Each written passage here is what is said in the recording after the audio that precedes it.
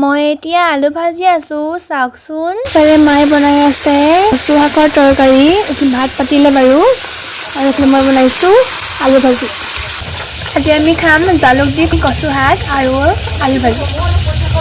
ভাত খাই আমি ওলাইছো কাপোৰ চিলাব দিবলৈ আমাৰ দোকানৰ ওচৰতে টুকটুকি এখন পাই উঠি গুচি আহিলো এয়া আহি মই চাই আছো মোৰ কাপোৰযোৰ পৰখি দিছিলো আৰু মাৰ বাবে এযোৰ আজি দিবলৈ আহিছো তাৰ পৰা আহি মায়ে এয়া দুপৰীয়া খাবলৈ ৰুটি বনাই আছে শুকান ৰুটিয়ে বনাইছে আমাৰ ঘৰত সকলোৱে যিহেতু শুকান ৰুটিয়ে ভাল পায় সেইবাবে শুকানকে বনাইছে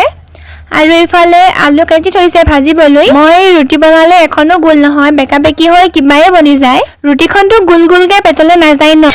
এতিয়া এয়া মায়ে যে বনাই আছিলে ৰুটি আৰু আলু ভাজি তাকে খাওঁ বলকচোন মজা হৈছে যিহেতু মায়ে বনাইছে মজাটো হ'বই ন বাৰু আজিলৈ ইমানেই বাই